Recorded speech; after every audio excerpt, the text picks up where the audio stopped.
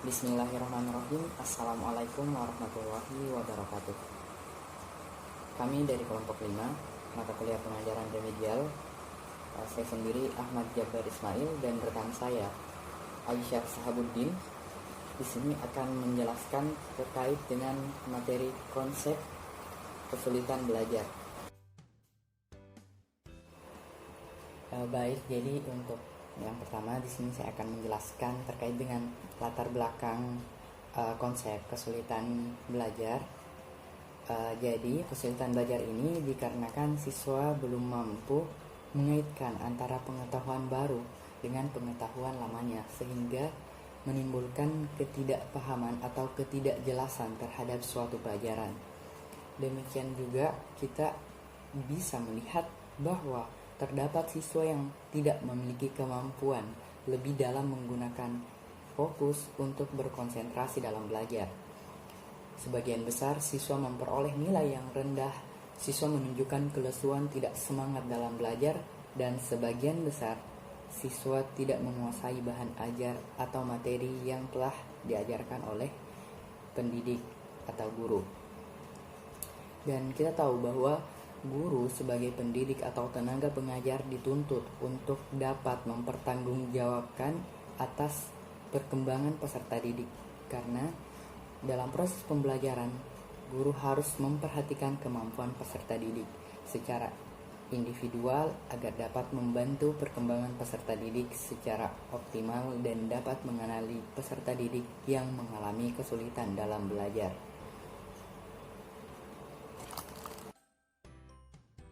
Rumusan masalah yang kami buat berdasarkan latar belakang makalah kami, yaitu yang pertama, apa saja pengertian dari kesulitan belajar. Yang kedua, apa saja faktor-faktor penyebab dari kesulitan belajar. Yang ketiga, bagaimana cara mendiagnosa kesulitan belajar. Yang keempat, bagaimana ciri-ciri peserta didik yang mengalami kesulitan belajar. Yang kelima, apa saja jenis-jenis kesulitan belajar. Yang keenam, bagaimana solusi mengatasi masalah kesulitan belajar. Nah, selanjutnya tujuan dari penulisan. Nah, tujuan penulisan makalah kami ini agar kita dapat mengetahui pengertian dari kesulitan belajar. Yang kedua, faktor-faktor dari penyebab kesulitan belajar. Yang ketiga, mendiagnosa kesulitan belajar. Yang keempat, ciri-ciri peserta didik yang mengalami kesulitan belajar. Yang kelima, jenis-jenis kesulitan belajar. Dan yang keenam, mengatasi masalah kesulitan belajar.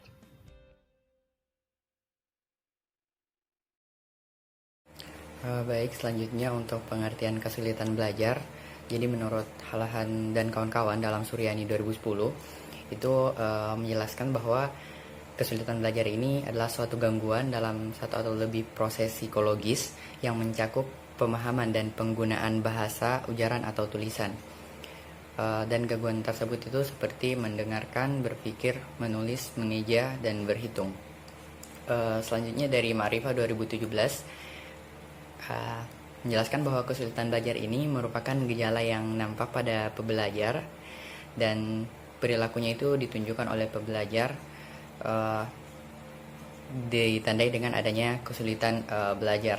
Perilaku tersebut dapat berupa ketidakmerataan respon atau tanggapan pembelajar terhadap pembelajaran. Selanjutnya faktor-faktor yang menyebabkan kesulitan belajar. Jadi ada dua faktor yang menyebabkan kesulitan belajar.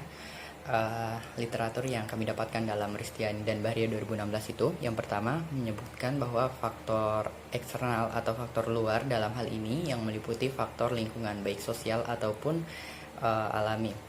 Selanjutnya adalah faktor internal atau dalam, yang termasuk aspek ini meliputi fisiologis seperti kondisi fisiologis dan panca indera, serta psikologis yang meliputi minat, kecerdasan, bakat, dan motivasi.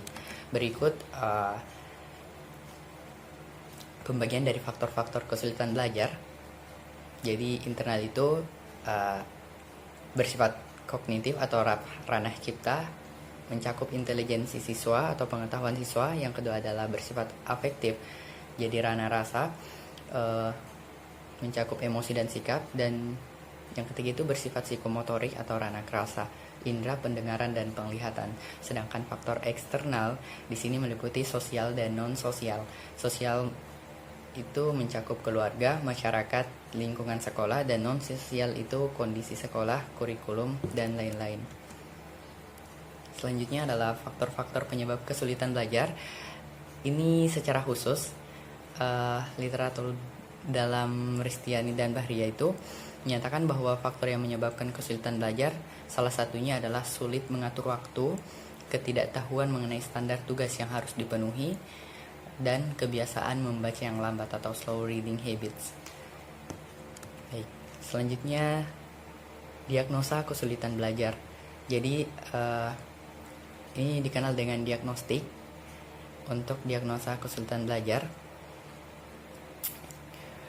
prosedurnya itu yang pertama melakukan observasi kelas untuk melihat perilaku menyimpang siswa ketika mengikuti pelajaran atau pembelajaran sedang berlangsung. Dan yang kedua, memeriksa penglihatan dan pendengaran siswa khususnya yang diduga yang telah terdeteksi mengalami kesulitan belajar. Yang ketiga, mewawancarai orang tua atau wali siswa untuk mengetahui hal keluarga yang mungkin menimbulkan kesulitan belajar. Yang keempat, memberikan tes diagnostik bidang kecakapan tertentu untuk mengetahui hakikat kesulitan belajar yang dialami siswa. Dan yang kelima, memberikan tes kemampuan intelijensi atau IQ khususnya kepada siswa yang diduga mengalami kesulitan belajar. Baik, mencakup dengan diagnosa kesulitan belajar. Di sini sangat penting untuk kita ketahui bahwa tujuan diagnosa belajar itu adalah menemukan penyebab timbulnya masalah dari kesulitan belajar untuk dapat mencarikan atau menetapkan kemungkinan bantuan yang akan diberikan kepada siswa yang mengalami kesulitan belajar. Selanjutnya 2.4 yaitu ciri peserta didik mengalami kesulitan belajar. Jadi ketidaksanggupan belajar ini disebabkan oleh kerusakan-kerusakan tertentu pada diri seseorang yang membuat orang ini kesulitan dalam memahami pelajaran atau lambat dalam hal belajar. Nah, menurut Wijaya pada tahun 2010 kerusakan-kerusakan ini dikategorikan dalam 4 hal, yaitu disleksia, diskalkulia, ADHD atau Attention Deficit Hyperactive Disorder, dan yang keempat spatial motor and perceptual deficit. Nah, adapun disleksia ini mereka ganjil dalam pembicaraan, artinya mereka tidak nyambung dan tidak memahami isi dari pembicaraan yang dimaksud.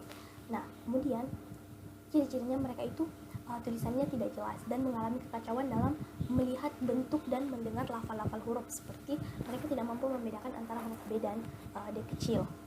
Nah, kemudian yang kedua adalah diskalkulia. Nah, diskalkulia ini adalah kesulitan mereka dalam mengingat angka-angka lebih dari satu yang telah mereka pelajari.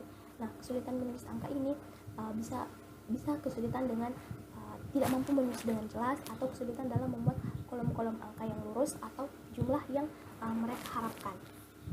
Kemudian yang ketiga, ADHD atau Attention Deficit Hyperactive Disorder. Nah, ini adalah ketidaksanggupan dalam menyelesaikan suatu masalah. Biasanya ciri-cirinya adalah mereka adalah orang-orang yang sering memotong pembicaraan orang lain, tingkah lakunya itu egois atau sekehendak dirinya sendiri. Nah, yang keempat adalah spatial motor and perceptual deficit, di mana mereka ini sangat lemah dalam melakukan koordinasi atau melaksanakan perintah-perintah motorik. Nah, mereka kurang menyeimbangkan tubuhnya sehingga gerakan-gerakan ototnya ketika mereka memegang pensil, menggambar, itu terganggu, dan juga mereka biasanya gagap dalam berbicara. Nah, selanjutnya masuk ke 2.5 yaitu jenis kesulitan belajar. Nah, menurut jurnal yang dikeluarkan oleh Tanjung Sari dan Sucoko tahun 2012, mereka membagi kesulitan belajar ini menjadi 3, yaitu kesulitan dalam memahami soal, yang kedua kesulitan dalam penggunaan konsep, yang ketiga kesulitan dalam penggunaan prinsip.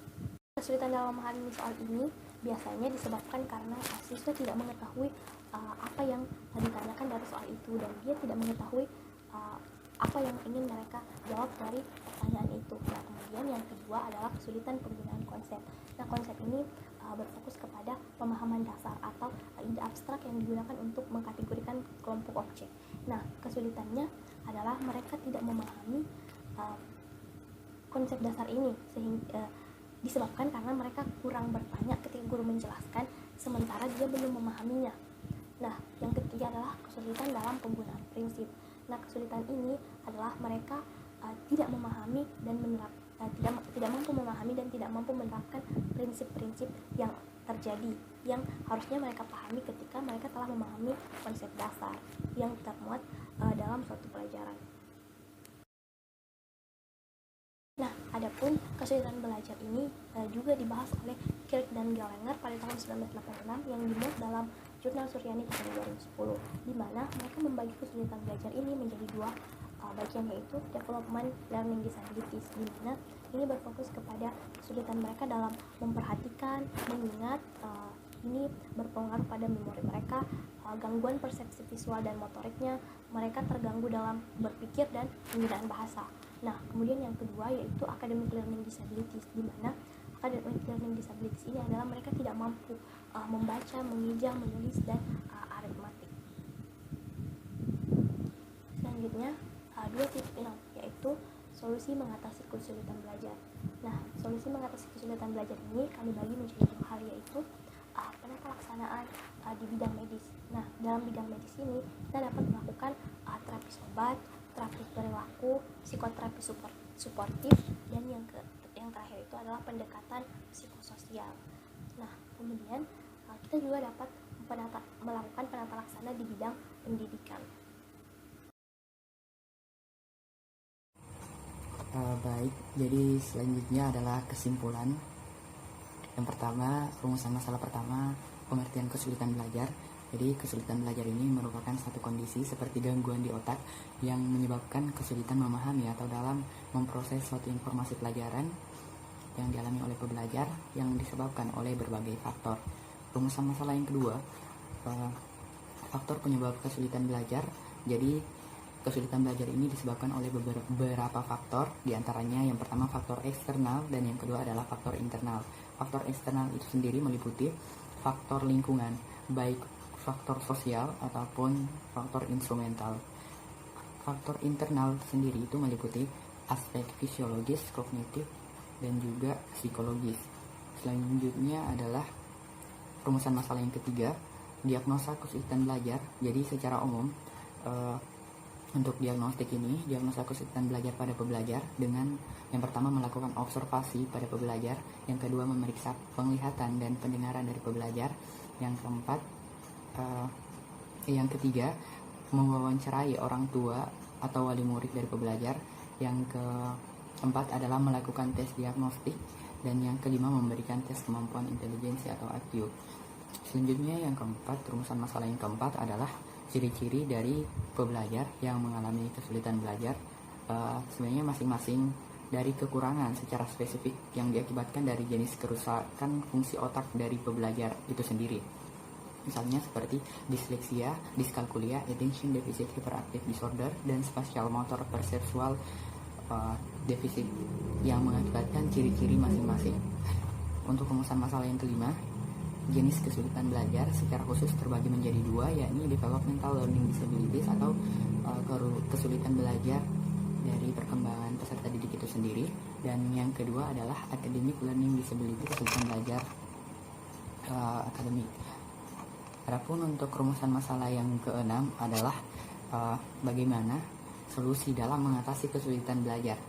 Jadi yang pertama adalah penata laksanaan di bidang medis, jadi dapat dilakukan dengan terapi obat, terapi perilaku, terapi suportif, dan pendekatan psikososial. Dan juga yang kedua dapat dilaksanakan dalam pelaksanaan di bidang pendidikan.